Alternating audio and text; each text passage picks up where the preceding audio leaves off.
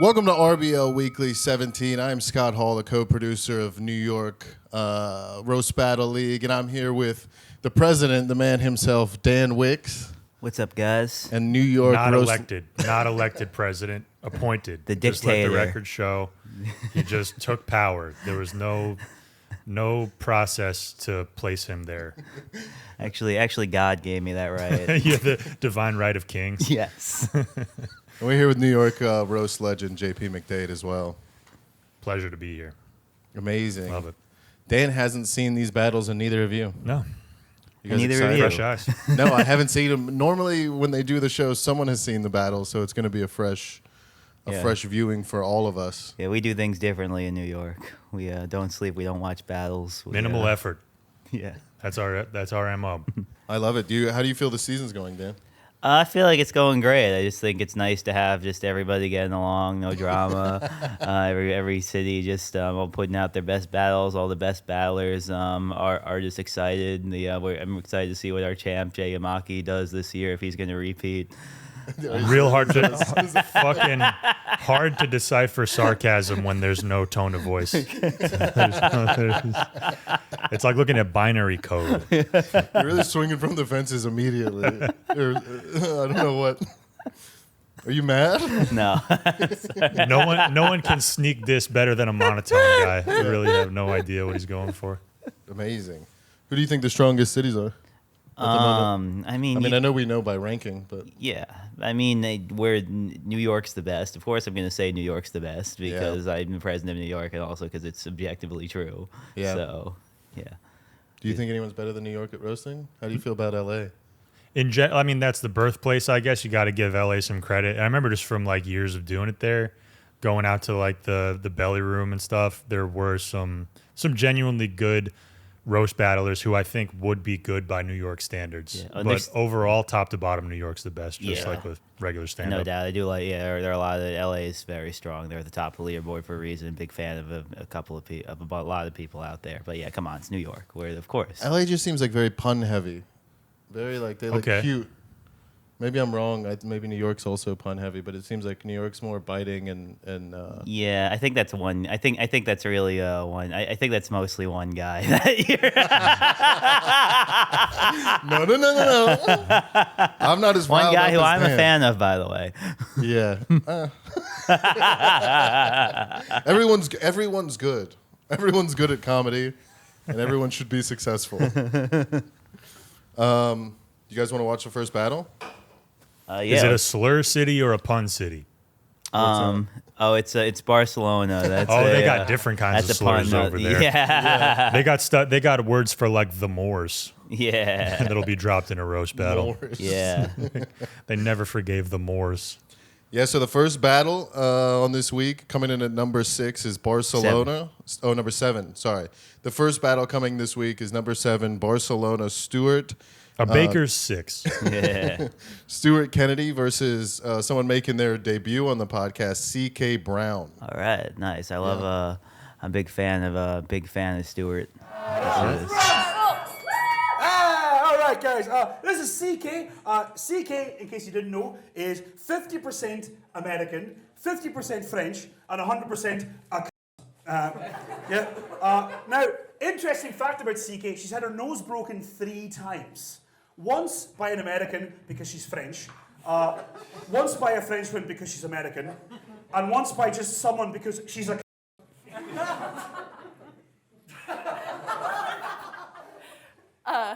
Right, this is Stuart Kennedy. The answer to the question, what would Jack Black look like if he were homeless?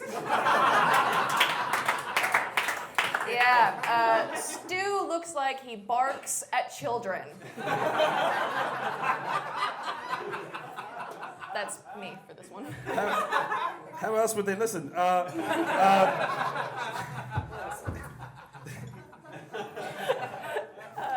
Guys, this is CK. CK likes to date much older men. And at one point, at age 25, she became a step-grandmother. Now, I'm no mathematician, but in that equation, somewhere, someone was a paedophile.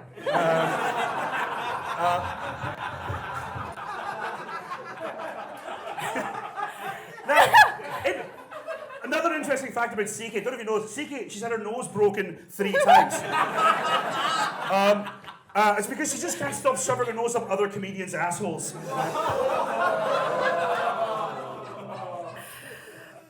Yeah, so I researched the history of Stuart's name. The name Kennedy means ugly in Old Celtic, and Stuart means your mom is. Stuart's whole family is so ugly, at this point, Kennedy is short for Kennedy's people just stop reproducing. Okay, that was just for me then. You should fuck off back to Genovia. Yeah.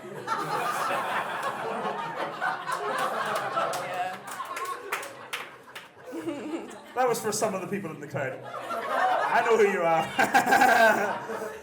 Guys, this is CK. CK actually named herself after her favorite comedian, Louis CK, right? She really latched onto his style because just like Louis CK, she loves to wank behind a plant. Guys, interesting fact about CK, you might not know this. CK has broken her nose 3 times. Which means it's not just her comedy that falls flat in its face. Hey guys, did you know that if you put cat hair and cum in your shampoo, you too can look like this?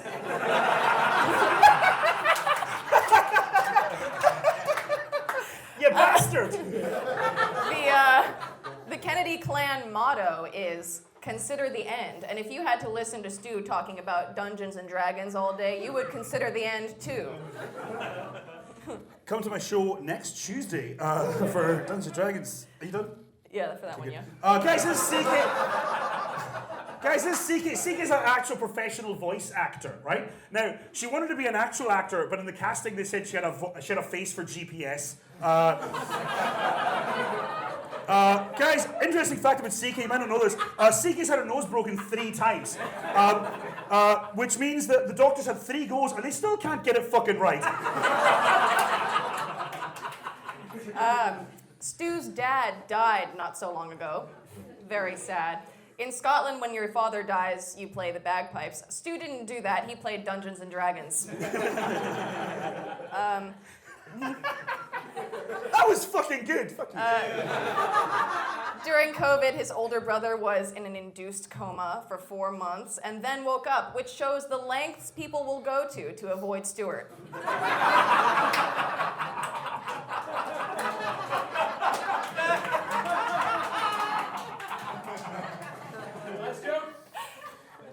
Guys, I'm gonna leave you with some advice here. Break my nose once.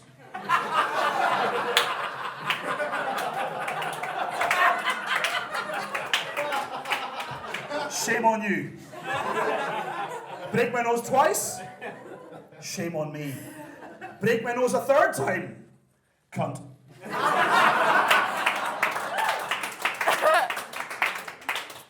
Oh my God. Stuart is 40. Some guys at 40 start to get whiskey dick. Stu does not have that problem. He has chloroform cock. One whiff of that thing and women pass the fuck out. What do you guys think? That's fine. As long as Did you think it meant a full minute? And then 1 minute of silent reflection after the battles have been viewed so we can really meditate on them. For anyone who wants some insight on how to deal with Dan, you have to be unbelievably literal, or he will be like, that wasn't a minute. What do you mean take a second? How do I take a second? You can't grab it. Where do you want me to take it? Where should I put it? I thought that was good. I felt like I missed something with the nose thing. Maybe I don't understand really. Yeah, I mean, well, first one I'm gonna say is your guys' first time like watching all these. I think every other city, international city, is just British people.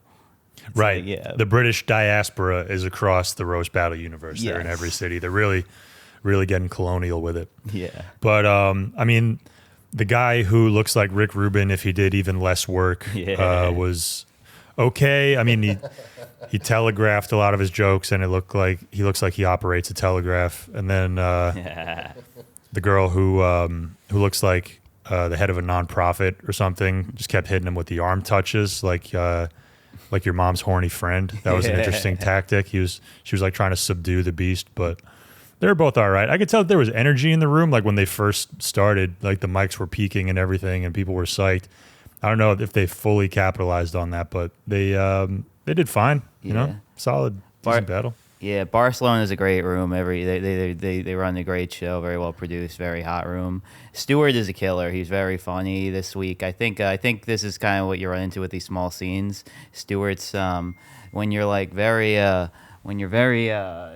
in a smaller scene with like not as many people on your roster, you have to like battle people who are maybe newer, you don't know as well. So I didn't feel like they had a ton of chemistry. So that might have like held us back a little bit. And yeah, exactly. It's hard to farm an entire show worth of roast battles in such a small scene. Like New York, it's no problem to get 8 comics, 12 comics on a lineup and have them write jokes. But like you kind of got to use up you have 3 judges for Christ's sake in a city with like how many comics? 20.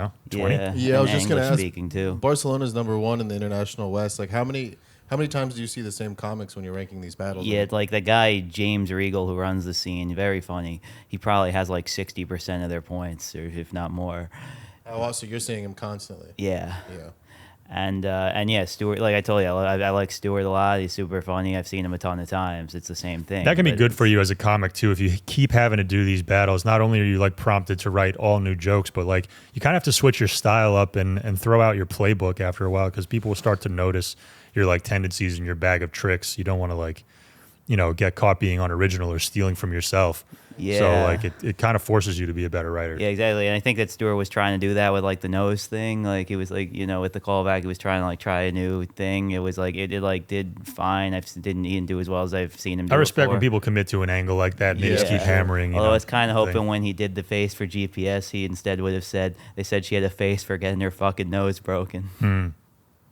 I did like that. One of my favorite battles recently was when, I don't know if you saw it, but when Dayton did the milk angle with Elena Banfield. It was done to him. Elena did it to him. Yeah. That was a great one. Sometimes when people do that, though, when they pick a thing and they really hammer home, it's such a big swing. Yeah. Because if people don't buy in initially, it can get really, really bad towards the last joke. I've done that where it worked, and I've done that where it didn't work, and oh boy, is that an interesting bomb. Yeah. Do you remember the one that you did that didn't work? Sometimes. Not really, not off the top of mind. I know it has happened because I've probably done it in a second round of a 3-round battle where it's like 5 jokes tit for tat and you just keep hammering the same thing. And like, if you've dug in and it's not working, it's not getting any better. Yeah. You're not pulling out of that tailspin. Yeah, although it can also work the other way where it plays up. Like years ago, Pontillo battled Nathan Orden, and Nathan just called James a dolphin 5 times in a row.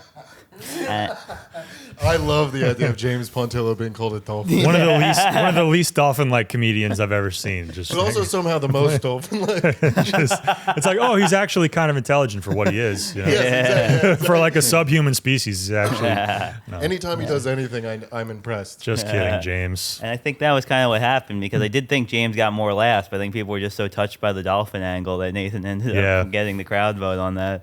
Well, that's like Justin Kupo called Irina a fish multiple times. That was awesome. Yeah. And that got a bunch of massive, just crushed. Yeah, we're still feeling the reverberations from that one. Like Racine will just randomly text Irina calling her a fish. Called her a trout in a Michael Jackson wig. Yeah. Whatever works, man. All right. Do you guys know? I'm just curious. Have either one of you performed in Barcelona? Or do you know about the scene? Because it seems like roast battle would be one of the biggest things you could do there.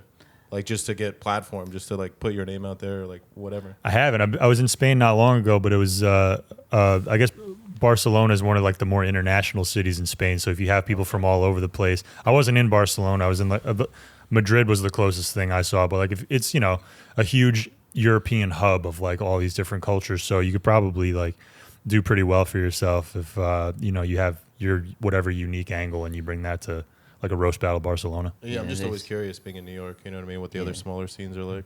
There's a girl who used to live here who battles out there, Jamie Lerner. She lives there, and she's like, I see her on the pod from time to time. Yeah, and we are calling it a small scene, but it is a city maybe of probably 10 million people. I don't know, but I imagine it's a pretty small comedy scene, at least English speaking.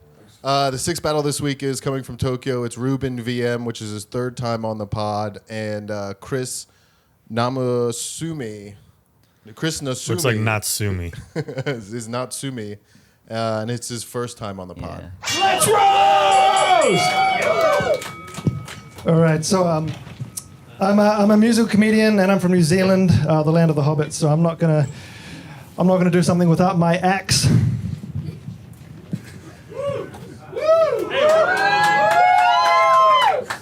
We're a little song for Chris Natsume.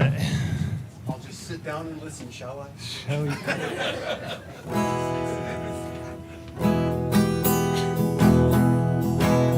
Chris looks like a Mormon with just one wife. He looks like erectile dysfunction personified. Like Ned Flanders fucked Walter White, like Jonah Hill's neckbeard came to life. Natsume.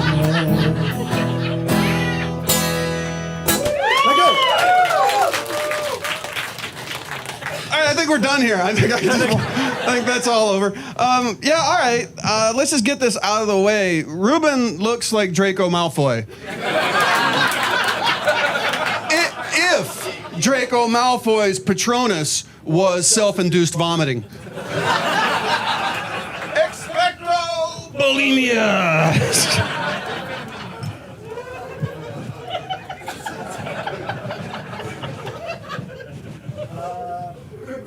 Chris Natsume.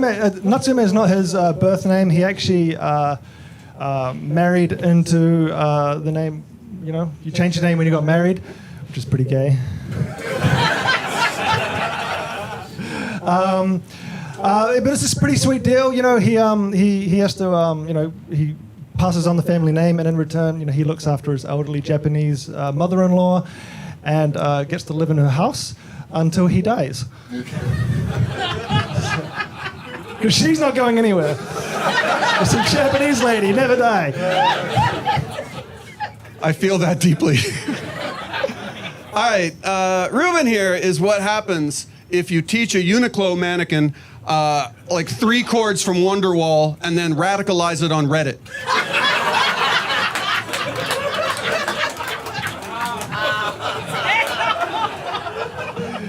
By the way, he actually wearing what the Uniqlo pointing out. Every bit of it. Chris, actually very interesting. His hobby is high altitude hiking. Every year he goes to the Himalayas for a couple months. It's beautiful. I've seen the photos, and I really hope to actually go one day. And when I do, I hope to stumble across your frozen corpse. It'll be hilarious. I love that he thinks he can get this body up a mountain. That's beautiful. Honestly, his frozen corpse will look like this. It's an improvement. All right. So speaking of what people look like, I think Ruben looks like a young William Dafoe. If a young William Dafoe had rickets and a normal-sized penis. No, like they both have the sort of method acting look about them. You know, if the method was meth.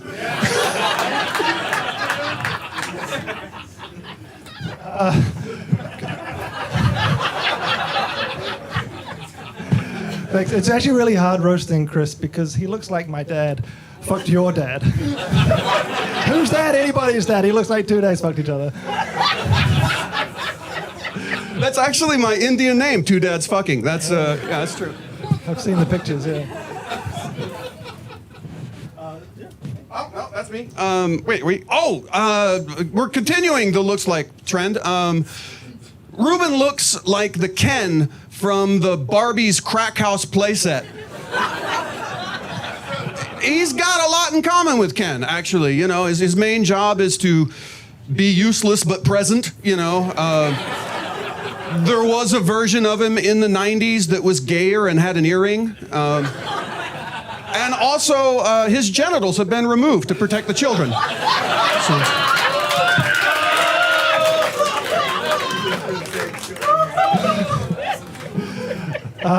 Chris has been in Japan for a disgustingly long amount of time.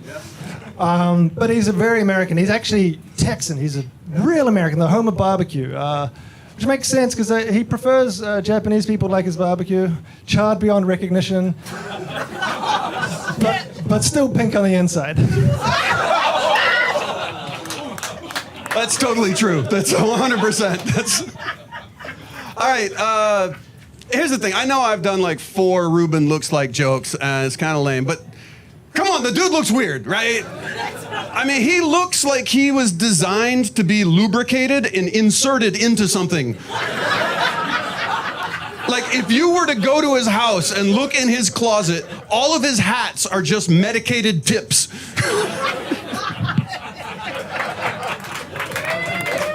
Can I just say that is not the guy? I was a little sad at myself for getting his name wrong. Then a white guy walked out, and I was like, I don't care. Yeah. I thought you meant Ruben at first. I It's mean, like, that doesn't look like a Ruben to me either. I for sure thought it was Neither of going to be them an look like Asian their guy and a name. black guy. Yeah. It's like, I was waiting for the Japanese guy to show up. Never did. How'd you guys think they did? It's a nice little like battle between like the British guy clearly moved there to like find an obedient Japanese wife, and the other guy got cucked so bad by his Japanese wife that he took her name. Yeah, that's That makes an interesting matchup. But they were okay. I mean, they're both clearly pretty new. I mean, using the guitar for the first joke to like sneak in 3 or 4 more jokes, I don't know if that's the most ethical approach, but there was still, do what you do, I guess. Gotta fucking do it. Play the game how it go. Do it right. We had a guy bonk someone on the head with a microphone multiple times. How do you feel about that? He resorted to physical violence. After every one of his punchlines went, just tapped him. he yelled a black joke, which is like just like, your T-shirt's fucking big. And it would get like a big pop. Well, the best joke was he told a guy he looked like the first guy that dies in a pirate movie. Okay. Yeah. Which got a huge pop, and then he bonked him on the head. Yeah. So he just kept underscoring his punchline. I think that's one of the also- original like 3 rules of roast battle is like no hitting. That's all the comments are like. It says no touching. Yeah. I'm like, well, you tell him. I thought they did a good job. I thought Chris clearly won. The guitar, I felt like should have come out either last or more often. Yeah, or something. To I do agree. it first and then never bring it up again is weird. Yeah, I agree. You could underscore your whole thing with a little bit of riffing and then just like make your jokes funnier that way. Yeah. Just do Dimitri one joke Martin? each. Yeah, a little Zach Galifianakis piano thing. Yeah, that would have been awesome. Little Nick Thune. Yeah. So Ruben, you're watching this. Yeah, play more guitar, dude. We liked it.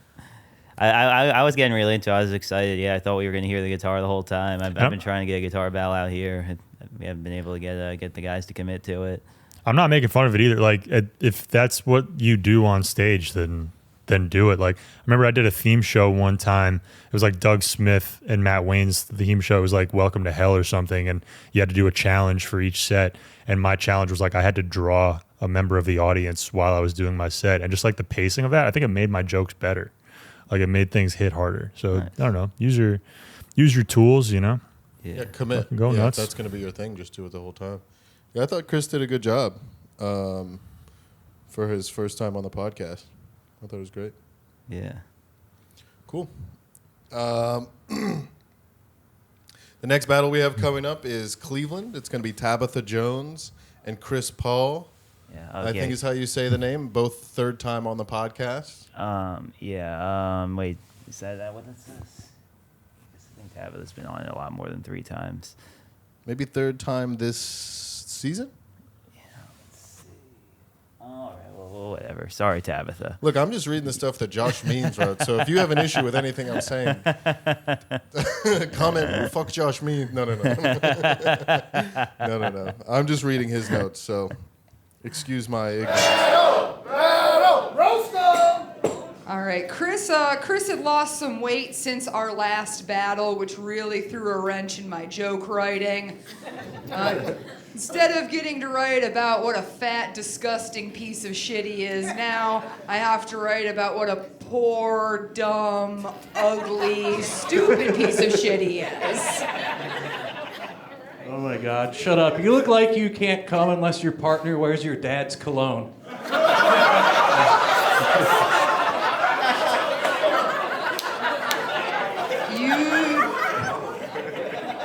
You have to know your dad to know what kind of cologne he wears.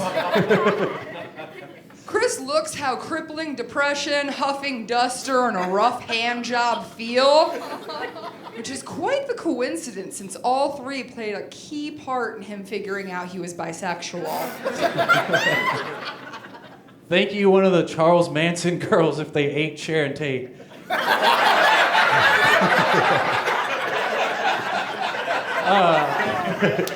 Tabitha went to high school in Parma. She went to Parma High, where she was voted most likely to get pissed on by Marilyn Manson.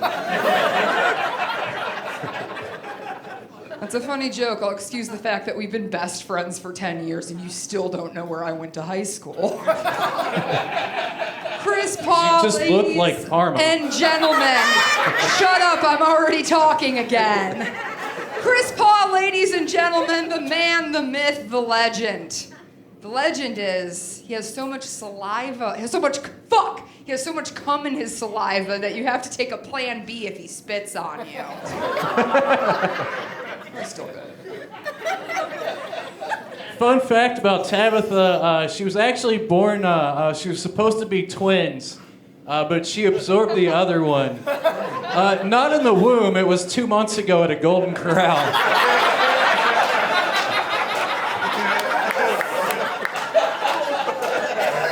That bitch is lucky I let her hang around that long.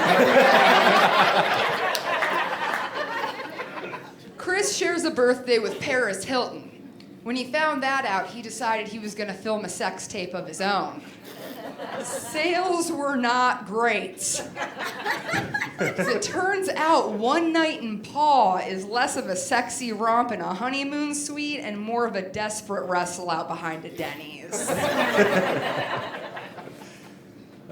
Give it up for the only character in a procedural crime drama that no one's tried to fuck for 18 seasons.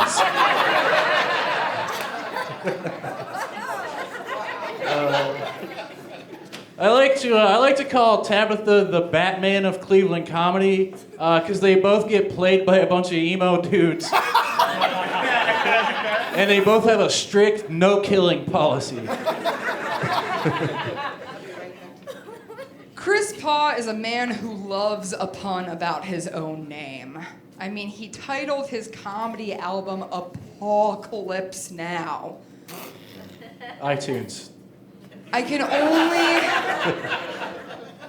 blur that out in the recording. I can only hope in his old age he spares the children of this burden and chooses to go with a Christed suicide. I can't wait. I'll help. Thank you, Feruza Bulk. Tabitha, Good, right?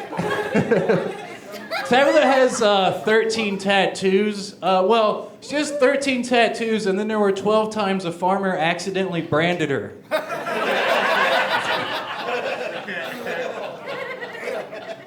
Hey, host, that was 5. He never did a second joke, so I was going to let you guys go one extra, but the battle's over. Make some noise for them. All right, Tabitha Jones and Chris Paul. I think there was a clear beating that Chris Paul gave Tabitha. Let's fucking go, Chris. Yeah, for real. That Pretty was one-sided, awesome. but yeah, really good jokes. Yeah, you crushed. Yeah, they were great. They do look very, very similar. They look like. And no, yeah, he showed up because Tabitha was their All-Star game rep last year by far, and she was their best battler last year by far. And I think Chris knew that, and so he showed up. He really wrote for it. Yeah, she wasn't bad, but he just came with it. Yeah, Chris also runs their show out there, so shout out Chris for that. And also, not only that, Chris is coming to New York at the end of August to do a battle. Amazing! Yeah, that'll be good. Who are you gonna put him against? I haven't decided yet, but yeah, now I'm definitely gonna give him someone pretty solid because that was Dave great. Attell. But yeah, really, really clever shit. I mean, I think in particular, like the brand. I mean, the accidental branding. Even though the ones before that were all really good, but that was the one that was like most personal and tailor made. Yeah. I think where it was like, okay, that really hit. I don't know. No, I thought it was good. I think I wonder what you guys think about comebacks, because it seems like a lot of the comebacks were kind of her just leaning into the thing he said. Yeah. And that's a strategy without, instead of insulting, just being like, yeah, I am that. Yeah, I kind of Or, feel yeah, it, to me. It kind of felt like he was hitting a lot harder than she expected him to. And Well, all right, if that's how you feel. That's great. Cleveland's in a division with us in Chicago, so despite how good this battle was, they're not going to get anywhere near us. Yeah. Which is unfortunate for them, because I think he did murder it. It seems like a good show. Yeah. I like that, and even in losing, like Tabitha had a sense of the moment, like showmanship, where it's like, all right, I'm not gonna get bent out of shape about these jokes. Like you said, play it up, lean into it, keep the crowd invested. You see a lot of people, like if someone's really getting smacked and getting hit hard with good jokes, a lot of people just kind of like retreat and get tense, and I think that brings the show down. But she didn't do that, so it's still like a 2-person performance at the end of the day. Yeah, and you could tell that these two are friends. Yeah, for sure. Yeah, they were definitely having a good time. Although I will say personally, I love when someone gets bent out of shape. It's one of my favorite things when someone gets like mad for real. Scott loves the tension. I love. It's so funny though. It's like, why are you mad? We're joking. What did you think was going to happen on this show? Exactly. I mean, it's a roast battle. I love when they're mad, and then when I share the show on Instagram, that then they don't share it. They don't collab. Yeah, or they just don't even like put it on their story. Yeah. There's been multiple times where someone's like, we've watched someone just get cooked, and then they sit in the audience and looking into the middle distance. You know what I'm talking about? They have like an aluminum blanket over their shoulders, holding a cup of coffee. Yeah, just furious. He was taking beatings all show from the judges too. I love that. Can you silence that? Thank you. Yeah. I've been pissed about like either getting robbed in a decision or like if jokes are getting too much of a reaction or whatever, but like don't take something someone says about you too personally. Like, no, that's not true. Like, you're doing this person's voice that we're thinking. I don't know what you're thinking about. I don't think you'd know who they are, but it was very funny. Yeah. Stop it. I also have a habit of clipping people that get smoked.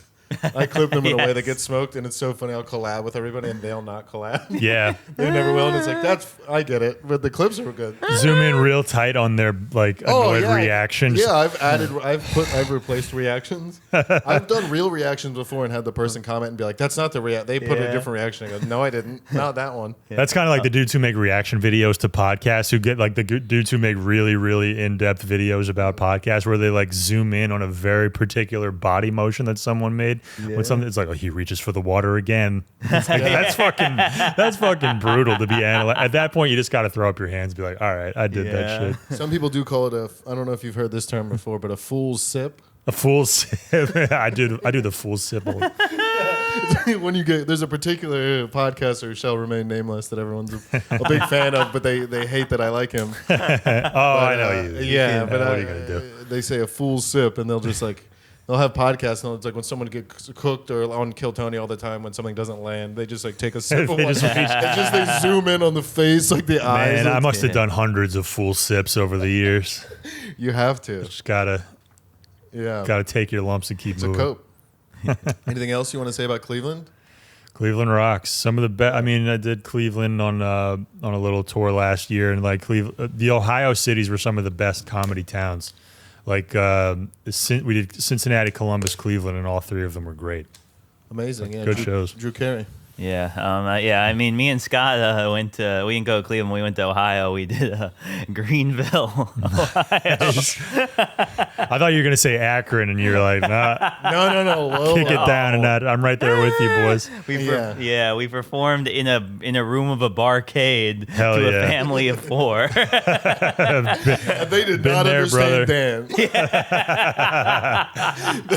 I've ever seen people not get Dan, it was this sweet family from Ohio. That's well, awesome. You might be pushing on sweet, but they were not to you, but afterwards they were like, "What is that guy's problem?" Was that part of the actor? Is that how he is? It's like when people see Joe Pera and they don't get the vibe. Yeah, it's like, so nice of y'all taking him around, letting him do his jokes. Yeah. Oh man, that was that good. rocks. Hey, if you got a brewery in your town, I'll headline it. Yeah, for real. All right, so the number 4 battle coming in is the Bay Area. Shout out Josh Means. This battle's between Noah Guerrero, it's his second time on the pod, and Jared Sauna. It's his first time on the podcast. Hell yeah, happy to be here. Noah's not just a comedian, he's also very famous. You guys might recognize him as the Uvalde school shooter. Yeah, doesn't Jared look like he'd take 1,000 years to give you the directions? Right?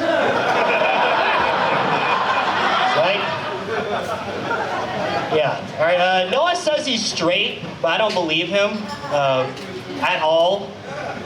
I don't think he's straight. You look like you put the bi in Columbine. All right. Yeah, hey Jared, where's the rest of you?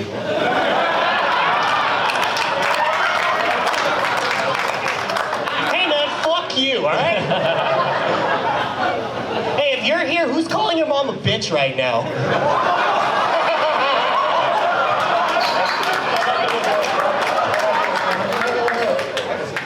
Yeah, Jared, you look like the smallest piece of a Filipino Russian nesting doll. I'm probably way more than you. That's the funny part. All right. Yeah, if you're here, who's going up to random strangers outside a gas station to ask them to buy you cigarettes? All right. Yeah, you look like an Ewok that was raised on PCP.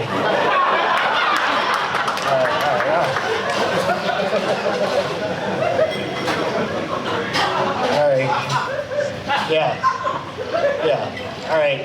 If you're here, who's beating up on small animals right now? Yeah, he says his dating life is dry. I believe that. The only time he smashes pussy is when he's like beating up a stray cat. Ah, shit. All right, whatever. Ah, damn it. Yeah, I was honestly pretty excited to be battling the kid that always asks people to race him.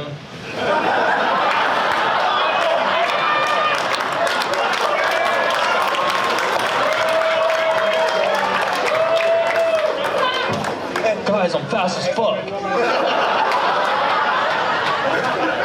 Yes, I am pretty fast as fuck, actually. Very fast. I'll beat every one of you in a race. All right, got one more. All right, keep it going for Richard Ramirez on puberty blockers. The nightlight stalker. Yeah, give it up for the mold they use for the Sour Patch Kids.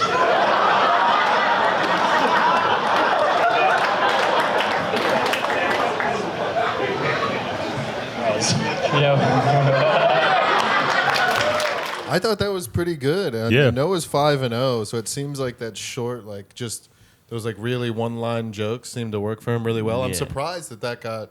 I mean, Noah did do really well at the end, but I'm surprised that got ranked over Cleveland, to be honest. Yeah, me too. I think, there were two solid jokes at the end there, but yeah, I thought that Chris really murdered in the one before, but they started off kind of paint by numbers, like you said. Like there was the jokes were a little bit basic, but then I agree. Like Noah was the one on the left, right? He kind of he started to pull away where he got more specific and weird, like the Ewok raised on PCP, and then like the kid who looks like he wants to race. That's like, what a great joke. Yeah, those are both bullseyes. Because I kept looking at Jared, being like, he has strong stand and deliver energy. Yeah. Why we gotta learn this? Yeah. So when he said the race thing, I was like, oh man, perfect. Like he nailed like his whole vibe with the starter jacket, like the haircut. He had the hair. He had a very fast haircut. It was very speedy. Yeah. They do look like kids that would be arguing outside of like a bodega, like horsing around, and I wouldn't know whether to like stop them or not. Like, are they having fun or is this a real fight? Are they flirting? But like Noah's jokes weren't bad. He was just kind of starting from like a basic place, like using the basic building blocks where there's like the school shooter joke, whatever. Just take that and put it in a larger, slightly more complex and specific joke. Like take that concept and use it. So he just kind of said the thing, but I mean, it seems like these guys don't have a ton of experience, but there's a lot of potential there. They're getting better, and I think Noah took that one for sure. Yeah, it seems like their lifetime. Noah's roasted 5 times and Jared's done 6. Yeah. So They're still They're fairly figuring new. it out. Yeah, and Josh does a good job like developing his scene. So, and I mean, just the fact they're that new and they're already like writing jokes like this, they're like, all right, they're getting started. They understand the basics. San Francisco's a good scene. Like the Yeah. Bay Area in general, there's a lot of talent to draw from. I think they'll do all right. Yeah. Yeah. Oh yeah, they're doing. Yeah, they're number. I think they're like number 3 on the overall leaderboard. I think right now, and number 1 in the wild card. I could be wrong on that, but I'm pretty No, sure. you are right. Yeah, they have 68 points, and then we have 69, and then LA bias. They have 84 because they're the hometown. But yeah, they're number 3. I assume they get a lot of people that come up from LA also, though. Yes. Yeah, they do both. People go back and forth between those 2 seeds. Yeah. Sick. I think they did a good job. All right. Let's move. Let's All go right. on. So number 3 is the home of Roast Battle, Los Angeles, and we have Maddie Mays. Seems like it's her first time on the pod, and she's going to be battling Angie Stroud, which is her 4th time on the pod. Yeah, big Angie fan. She's great. Keep it going for Megan the Centipede. She's about to have a real creeper crawly summer. Oh, man. She's the type of black that inspires Tim Burton movies. You could say she's the nightmare before Juneteenth. Give it up for Selena Quesadilla, everybody.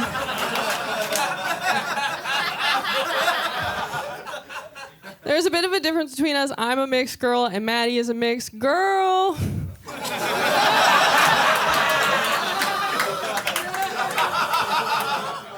Sometimes people say that Maddie and I look alike. I don't really see it. Luckily, we date totally different guys. I could never get cheated on that much.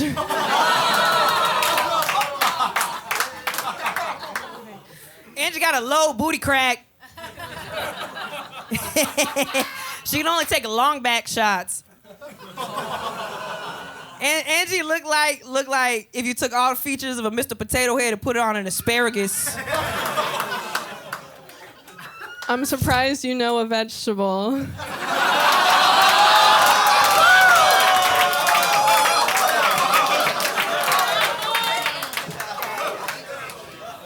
Give it up for the notorious BBL. Maddie looks like the black Little Mermaid if she sold her bath water. I'm a wanted woman, all right. All right. Okay, all right, Holly Dingleberry. Oh, man, I'm getting fucked up. Listen, Angie got the posture of a question mark. And it's kind of ironic because she also owns a pet snake. Every morning she wakes up by going, "What's up, twin?" Nice. Maddie calls herself the autistic bad bitch. She diagnosed herself as autistic because she doesn't like talking to people. I think you might just be a bitch.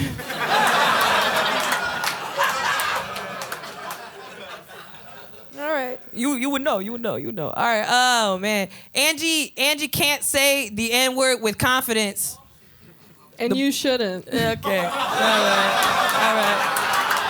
right, bitch. All right. Listen, the blackest thing about Angie is that she looked like a wet Newport.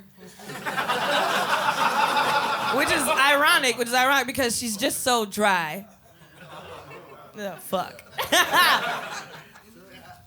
Yeah, Maddie's never dry. She loves eating glue. At least I think that's glue in the videos.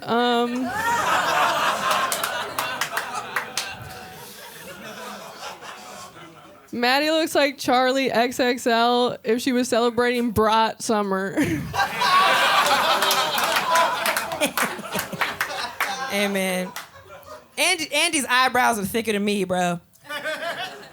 So your eyebrows are so thick, they auditioned for the role of the mustache in the Steve Harvey biopic. So did your pussy. Okay. All right. Listen, man. Her family feud is whether to attend the cookout or call the cops on it, goofy white bitch. Your Family Feud is your dad asking you to stop saying the N-word. And it's Puerto Rican. She's not even black. All right, we done. Initial thoughts? Solid, but I don't think it should be ranked above the 2 previous battles. Oh, interesting. Why? I don't know. It just didn't You don't think this beat Stand and Deliver? it might have beat Stand and Deliver, so I'd work it in there somewhere. But I think the Cleveland battle was probably better than this.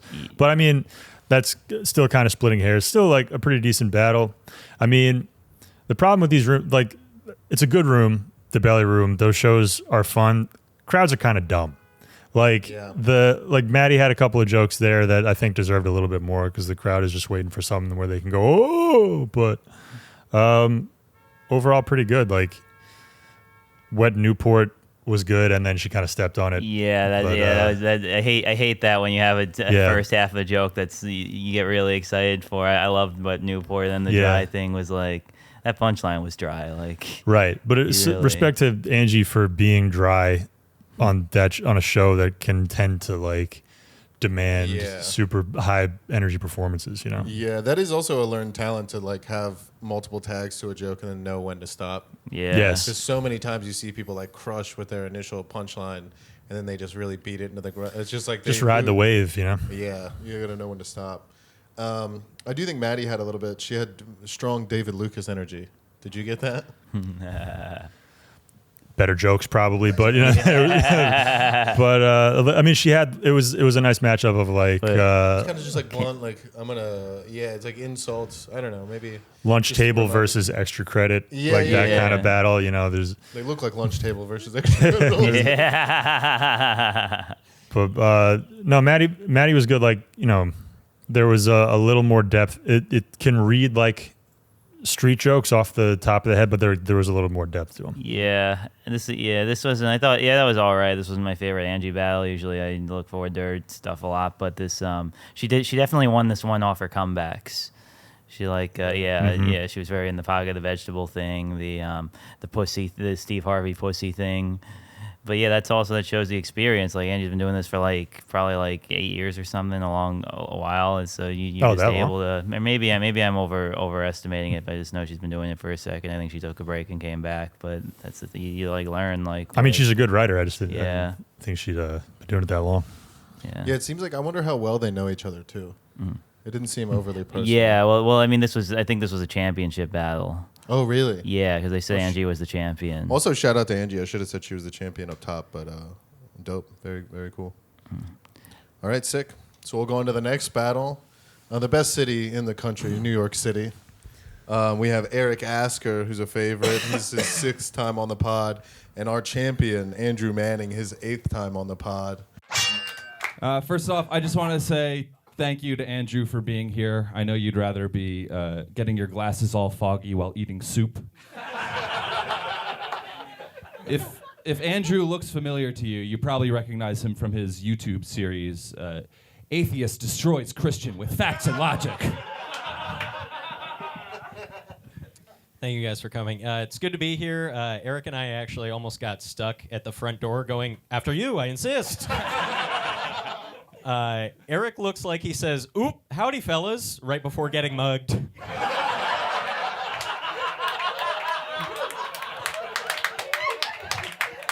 I feel like I could mug you with a strong opinion. All right, that was a good one, Ben Shapiro. Andrew takes testosterone. Yeah. No, it's working. He's almost finished transitioning into mommy's big man. Daddy's gone. You're the man of the house now, Andrew. Eric, if you're here, who is holding their change over a tip jar waiting for the barista to turn back around? And 12 cents. Eric says he's had a lot of sexual partners, which is unbelievable to anybody who spent time with him. But it wouldn't be the first time a Jewish person adjusted a body count in their favor.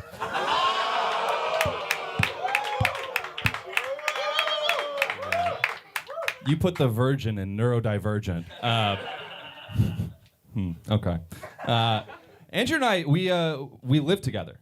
We're roommates. Yeah, sure.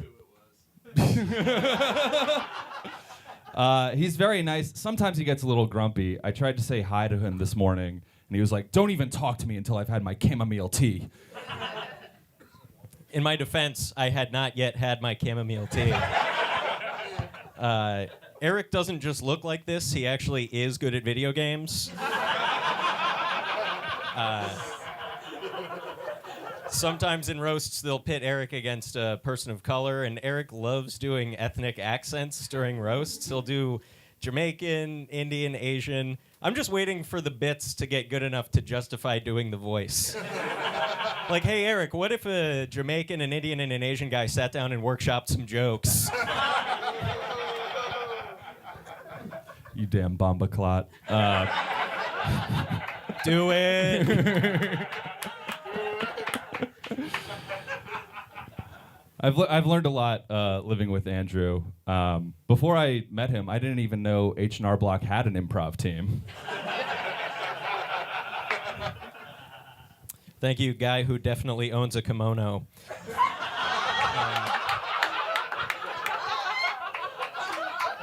Doesn't this battle look like we're competing for the best desk at a WeWork?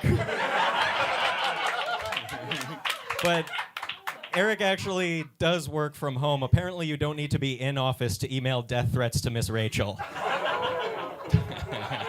I feel like it's a good time to remind you Israel is one of America's strongest allies, guys.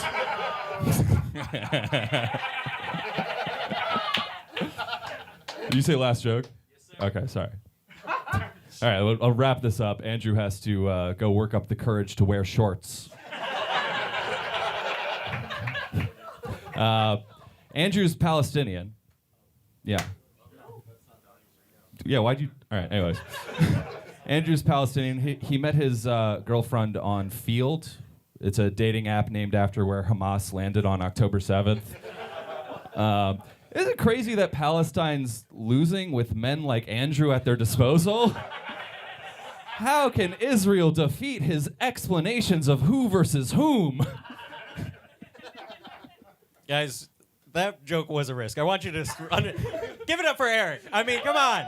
This is the first time a Jewish person has agreed to a fair fight with a Palestinian. I mean, really. You got to give it up to him.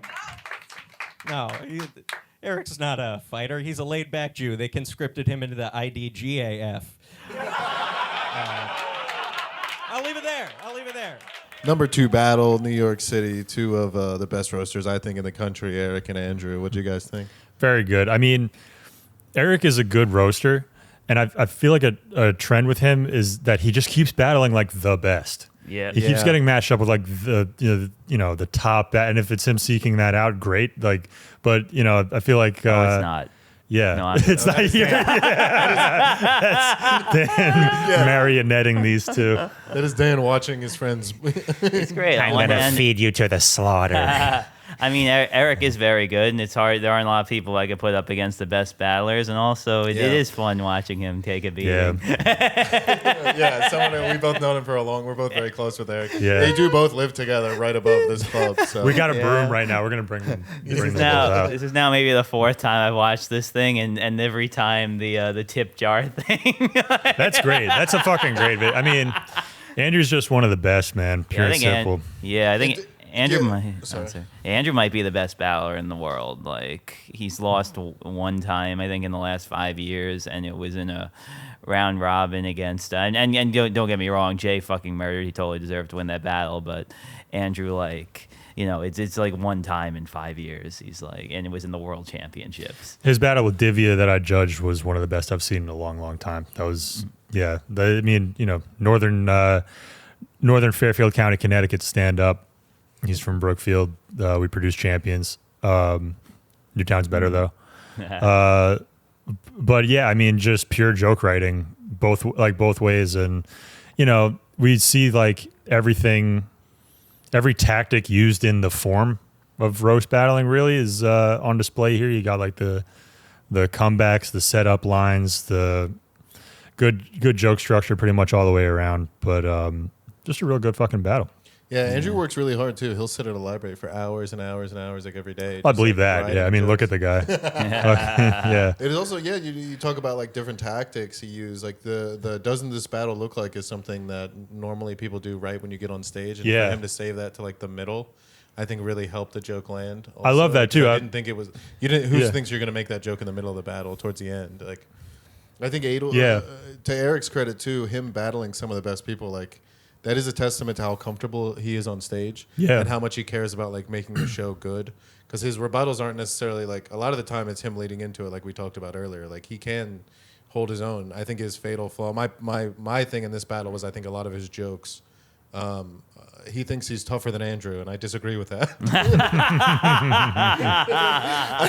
But I think he thinks he presents like different than Andrew. I'm like, you guys are very similar, and a lot of his stuff was like, he looks like this and looks like that, and it's like you're also kind of a guy with glasses and like a bit, Right. It's like it's not going to work for an audience that doesn't know you guys. Well, for that reason, I like what you said about like how Andrew did this battle looks like. I wish more battlers did those type of jokes because it's almost like an establishing shot for the beginning of a scene. Yeah. Like this is what's going on here. We're bringing the audience in. Like this is the battle you're watching. Yeah. Let's get established with something like this. And it doesn't need to be like going for the jugular right from the first joke. Yeah, it's a good tactic to use. Yeah, it I makes think. Andrew very likable too. It really makes Yeah. you want to. It makes you root for him. Self-deprecating is another weapon that you can use, like to get a better result in a battle. Like you get the audience on your side by being self-aware. Yeah, it is a show. There is an audience that don't know you guys, and you are setting the stage, and it is. Yeah, you are letting them in. So I think this battle was great. I'm excited to see what beat this because I felt like this was we're biased for sure, but I thought this was one of the best battles I've seen. They were great together, and I think a lot of that is that they know each other. So it was really fun. The two roommates. Can we do something while we're talking about New York? Oh, can you show the bruise from you crashed your moped? Are you willing to show that to the audience? Dan, on his way back from a show, crashed his moped that he drives around. Dan was driving his moped off stage and it careened into the front row. Yeah. What? Oh, it's that fresh? Yeah, this was 2 days ago. It's an odd color palette. Yeah, I didn't even notice until the next day when I took my shirt off. Wow, Because it's it a barely real- even hurts. It just looks gnarly. Red, white, and blue. America. Just in time for 4th of July. All right, so our number one battle this week is coming from Chicago. It's He crashed his moped trying to park it. Fucking hit the kickstand. Poof. Someone didn't give him the exact directions on how to park it. Dan was choking on a piece of candy and he gave himself the Heimlich maneuver with his moped. I Just do dove like on that, it. him choking on candy. One of his rings got swallowed and he fucking Stuck it on his Heimlicked finger himself. And a ring came off. Do you suck your thumb? Do you seem like a guy who had sucked his thumb until he was like irrationally old? Do I seem like, I don't know, you seem like you suck on a lot of things. Battle. That was a fat joke, not a gay joke. Just It for was everybody. both. You seem like you suck penis covered in sugar. There we go. Oh, the creativity is flowing. Number one battle this week, me and Dan. The actual number one battle is Chicago. Both these guys, it's their first time on the podcast. Lars Michael and Michael Also Bustle. two roommates. These guys are roommates as well? Yeah. And that's Awesome. and also, you know, it's not rigged because Chicago's number one. Lars Michael and Michael Bustler. Me and Louis are roommates. We've lived together for about a year. In that time, he's had sex with one woman. And the next morning, he went to church afterwards. So I think he might have been guilty. I think he was trying to pray the straight away. A lot of churches in Boys Town. I am roommates with Mike. His favorite book is Moby Dick, which makes sense because he's got a fat white cock and he's always chasing whales around.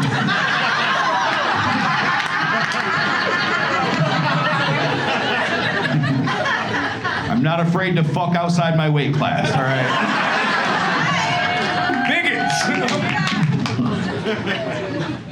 I was surprised to find out that Louis never been in the military. You might be surprised by this too. I think he sometimes forgets that he's not in the military. The amount of stolen valor that's going on over here is insane. To an actual Marine, this is like blackface. Hey, hoorah, you know, a little borrowed valor. Yeah, that's all right. Mike has a brother who is a big old meth addict and been in and out of prison for years, beats up family members, you know, a real piece of shit.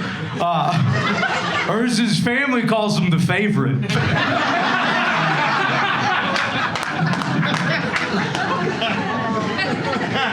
I'm gonna shoot you with a gun after this.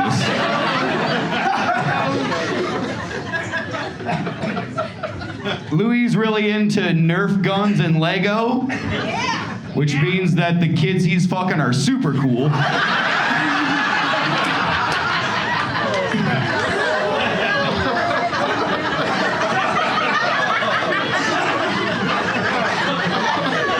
They warn you about strangers with candy luring you into a van. Never said anything about Legos in a Subaru Outback. All right, this is coming from the roommate that comes up to me all the time and goes, 15's pretty mature. Mike has the body of E.T. if he never went home and kept eating Reese's Pieces.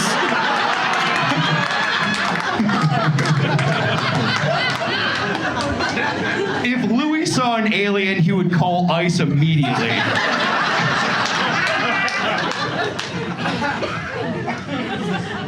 Louis writes all his jokes with crayon. I know, because when he does a good one, we put it up on the refrigerator. He claims he's dyslexic, but he never misspells the N-word. Wild statement coming from Hard R. Huck Finn over here. Mike's favorite thing to do on his days off is lay on his side for 8 hours and finger his own belly button. Crazy that he gets drunk at night and talks about killing himself. Last joke. You wish it was my belly button, brother. Talking about fingering my asshole, sir. Louis losing his hair. I don't have a joke about that. I just want you guys to know that one thing in my life is going better than his. I might not be handsome and charismatic and successful, but at least I don't have a Jew fro that looked like it went through the Holocaust.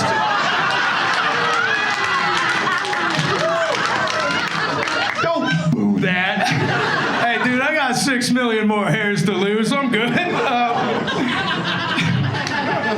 There you go. All right. A little slow, but you got it. Mike's trying to quit cigarettes, but his favorite thing to do is smoke on the back deck and tell the college girls next door they're beautiful angels. They are. All right, that's Bell. Give it up for him, guys. Chicago coming in at #1. Thoughts?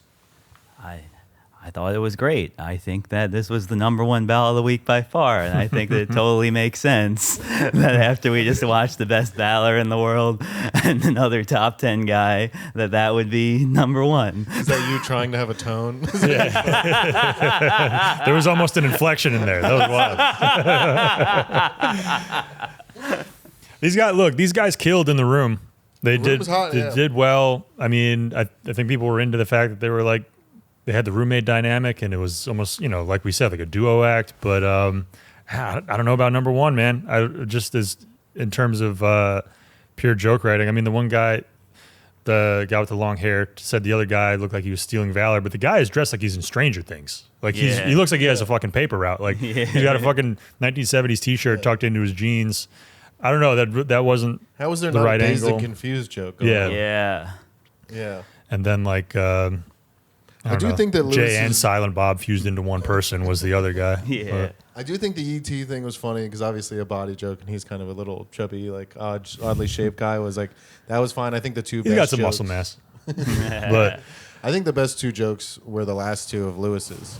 The smoking on the back porch and talking to the college girls next door is very funny. Mhm. And the laying on your side, fingering your belly button is also very funny. Yeah. Those were good. I think again though, those are like funny ideas that can be folded into, more complete jokes. Yeah. Where like this was a good performance. They obviously did very well, but I feel like the level of writing was, maybe A-, B+, but not A+, not number one battle good. Yeah. Well, yeah, they got a great room out there at Zany, so for sure. We'd be happy to do Zany's Rosemont anytime. It does look like this. Maybe this makes more sense, but it looks like based on the numbers that I have from Mains is that this is both of their first battles. Yeah, and it's their Oh, first that's time great. on the show. Very good. I mean, Yeah, both their for- first for- battles. Yes, great job. Yeah, for them specifically, it was a great performance from them. Yeah, especially first. Must be sick to battle, get but- number one on the pod too. The Yeah. first time you battle for real. Yeah. honestly, that's great. But yeah, it did seem very. All right, so now I feel even less bad about saying this should not have been the number one. Yeah. Like, that was their first battle. They'll build to it. I mean, this was pretty good, but it was not number one. I'm sorry, but Yeah, they, I probably would have put this like 5. At a good first best. battle for both of these guys. I would. Yeah. I probably would have done New York, Cleveland, top 2. Yeah, I Maybe agree. this- maybe The this number 3 probably. I might still go LA, although I get you might make the argument for Bay Area. But yeah, Yeah, I'll probably go those two LA, in some order. Yeah, they're in the midfield there. Yeah. LA and Bay Area. Yeah, 3, 4, but somewhere. yeah, it's cut very well. We got our graphics, we got our multiple angles, we got the crowd mic'd, we got it. The room was hot. Yeah. The room was hot. They were having a good time. They clearly know each other. They were clearly having fun, and that helps so much in the room. It might not on playback read that the same way because it's hard to comedy's obviously different if you're there, but clearly they were having a good time. Yeah. All right. I think that's it. Yeah. That's the podcast. That's RBL Weekly. Dan, JP McDade. You want to say anything to everybody? Comedy. Yeah, thanks for watching. If you're local in New York, come see a show. We got the All-Star game coming up at the Cellar on When's that? the July. I'd like to say 11th. I believe it's 11th. It's I think it's the second Sunday of July. He's got a vague idea of when yeah. one of his biggest shows that he produces is at one of the biggest venues in Go New on York. the Comedy Cellar website. I don't know, type Google Comedy Cellar Roast Battle. You'll find it for sure. Andrew Manning will be there. Yeah. Also, if you're here, come to Grove. Come see a show here. Come July 2nd. That's the day after the Strauss. We're gonna have a show here. The Great week after. shows here at the Grove. Yeah. The week after, we're gonna be doing my birthday show. I'm gonna be doing an hour of comedy, then getting roasted by all my friends. It's a fun thing we do every year. Cut that out. Scott, would you like to plug some of your shows? Yeah, roasted. If you want to come by Grove, you might see Scott editing a video. You could see Dan begging everyone to do all the work for him. Yeah. You could see me recording a podcast that I never got around to releasing. Yeah, those are the battles JP had to take off. The leaderboard right now, U.S. West, we have Los Angeles is at number 1 with 84.5 points, followed by Bay Area with 68 points. And then a little bit further behind, we have Austin with 36.5 points. And in the race to avoid relegation is Denver with a whopping 4 points. Someone said that their battles were better than us. Yeah, that's true. Someone said that in our live chat. Well, guess not. U.S. East, we are at the top, 69.5 points, followed by Chicago with 62.5 Chicago gaining points. a point on us, totally deservedly, as I think we just described. Cleveland in a third in the U.S. East with 21 points, and at the bottom, Atlanta with 11 points. In the International West, leading the pack, we have Barcelona, 43 points. In second place, Scotland with 33.5 points. Vancouver's in third with 6, and Toronto probably leading the race to avoid relegation with 1 point. Yeah. So they might end up in the WRBL. Ouch. Yeah. I don't know if I've ever seen a Toronto battle. Yeah, I watched them last year. They were doing okay last year. This year they've been they haven't been submitting that often. That kind of surprises me, but I guess Vancouver. Yeah. Is Toronto the biggest comedy scene in Canada? I think so, but also they're a monthly show, which makes it well, hard. yeah, they don't have it as. Yeah, that's pretty tough unless they book a bunch. Yeah. Okay. International East, up top, we have Manchester with 45 points. Yeah. And then a big gap there between Tokyo with 17, London with 13, and at the bottom, Sydney, Australia with 3 points. Surprising to see Manchester not on the countdown this week. They're usually killing it, but I guess that means neither Jack or Jordan battled. And that's another one where like that city, basically Jack and Jordan have all their points. And a lot of people travel to do the other shows from there, right? A lot of those battlers. Yeah. So maybe that. And in the U.S. wild card, Bay Area, 68 points, kind of right behind us at 69.5. Underneath them is Chicago with 62.5. Austin again, and Cleveland. So Austin's got 36.5 and Cleveland's got 21. That's I don't know why we're on that wild card leaderboard. We're leaving our division. Wait. Oh yeah. No, we're not on that wild card. I was just saying that they're right behind us. Yeah. So they could catch up. They could catch up and win the division if we slip a little bit, but I don't think that's going to happen. And Bay Area can't. We're not in the same division. Oh, okay. Yeah. All right, sorry. Jesus H, dude. Sorry, I'm not Pat. I mean, I'm not gonna let me know more about how sports work than you. That's fair. I should know how more. I know about how the food people eat during sports is mostly what I'm focused on. Buffalo wings, different types of sauces is mostly what I'm interested in. Do we need more concessions at our shows? Do we need to start selling corn dogs or? It would be the worst thing that ever happened to me, but it would be good for Grove. I don't think having access to corn dogs is great for me. I used to work at a little league baseball field, and I would just eat the hot dogs. It was horrible. I worked in the snack bar, and I would just eat. A cheeseburger. What is it called? A cheeseburger bite. That's what they would call it. I might be fat, but I've never fallen off a moped. So I'll laugh like a hyena. The moped would have to be able to move.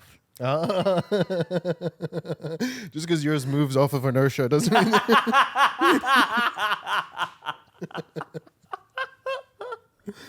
All right, I guess we can do another exit. Thanks for watching RBL Weekly. RBL.live is going live July 10th. That's where you can subscribe, and you can see unedited, uncensored battles from all 24 cities, especially New York. Yeah, also, if you're in New York, come see a show. Come to Grove on June 2nd, the day after this launches. Come to Grove the week after this launches for my birthday show, July 9th and 10th. I'm going to be recording an hour special and getting roasted by all my friends after for my birthday. Sky will be there, JP will be there, all your favorite New York battlers will be there. And come to the Cellar on July 12th for the All-Star game. The Village Underground. We got Andrew Manning repping us, battling Ryan Neeson, another one of my favorite battlers in the world, and a whole bunch of other people. Yeah. I like your promo voice, Dan. Thanks, guys.